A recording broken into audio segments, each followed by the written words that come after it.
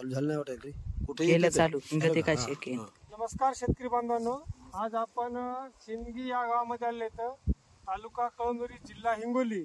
सिंदगी या गावातील प्रगतशील शेतकरी विठ्ठल भाऊ मगर यांच्या शेतामध्ये आले तर विठ्ठल भाऊ तुमचं पूर्ण नाव सांगा. विठ्ठल भीमराव मगर, राहणार सिंदगी, तालुका कळमनुरी, जिल्हा हिंगोली. Mobile number 9657713676.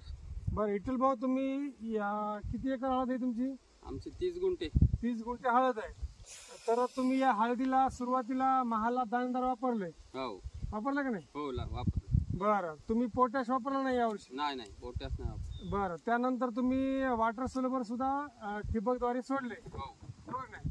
अरे महाला वापरल्यावर तुम्हाला हळदीमध्ये काय फरक वाटतो? क्वालिटी आणि तुम्हाला सांगतो चकाकी एक नंबरची आहे. खोंबाचा साईज खोंबा साईज आणि पूर्णपणे भरून म्हणजे खोंबा साईज दाखव भैया.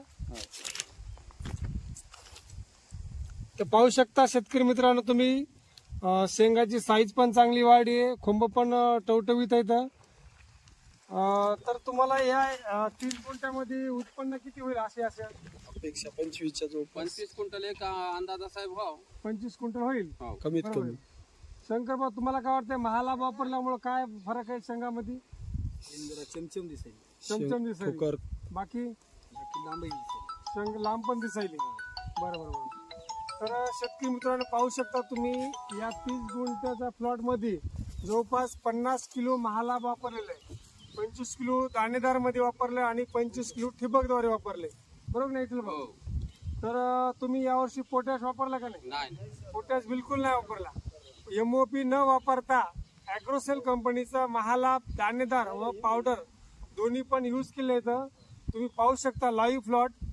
तर हळदीचे साईज, खोंब आणि विशेष म्हणजे दुसरी गोष्ट, तुम्ही हळदीमध्ये मेन म्हणजे हळदीचा कुरकुमीन पाहू शकता तुम्ही. त्या कुरकुमीनुसार तुमच्या हळदीचे रेट ठरवले जातात. बरोबर आहे की नाही? धन्यवाद. ठीक आहे.